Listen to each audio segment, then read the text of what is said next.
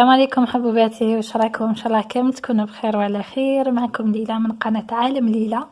لأول مرة تزورني جديدة وتزور قناتي نقولها مرحبا بك، نورتيني. إذا كنت نحيفة تبحثي على وصفات لزيادة الوزن أو تبحثي على أي وصفة لتكبير أي منطقة في الجسم نقول لك انضمي معنا للقناة، لأنه قناتي تهتم أكثر شيء بهذو الوصفات.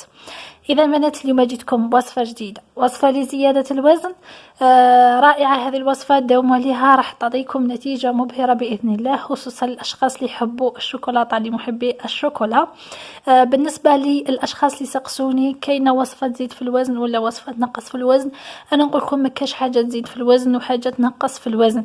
يعني إذا كليتي فوق الاحتياج الجسم تاعك اليومي، الباقي راح يتخزن. هذه هي المعادلة بسيطة، مش معناتها أنا نعطي لك وصفة هي راح تزيد لك في الوزن، لا. لما تاكليها راح تكون إضافة على الأكل تاعك اليومي، وبالتالي الجسم مش راح يحتاجها، فبالتالي راح يخزنها. هذا هو مفهوم زيادة الوزن ومفهوم وصفة زيادة الوزن. لما تفهمي شو معنى أو شو يعني زيادة الوزن، راح تفهمي وراح يزيد وزنك وراح تعرفي تخدمي مليح. إذا بنات كما قلت لكم بالنسبة لوصفة اليوم سهلة بسيطة، مكوناتها غنية معروفة.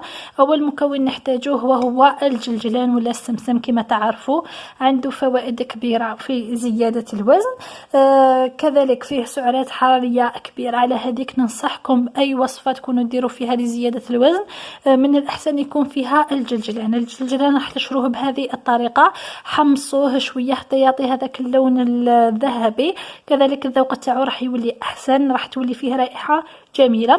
كذلك نحتاج الفول السوداني اللي هو الكاوكاو كذلك راح نحمصوه قليلا باش نتخلصوا من الميديتي تاعو ونتخلصوا من الرائحه تاعو، وراح يعطينا كذلك رائحه جميله. كما تعرفوا الكاوكاو ولا الفول السوداني كذلك من الحبوب ولا من المكسرات اللي فيهم سعرات حراريه كبيره، فيه كربوهيدرات كبيره. وكذلك راح نحتاجوا شوكولاته للطلي. انا اليوم عندي اوبتي، لا ما ديروا اي شوكولاته للطلي تحت عندكم في البيت. هايديك شوكولاته للطلي، اي شوكولا للطلي تكون متوفره عندكم.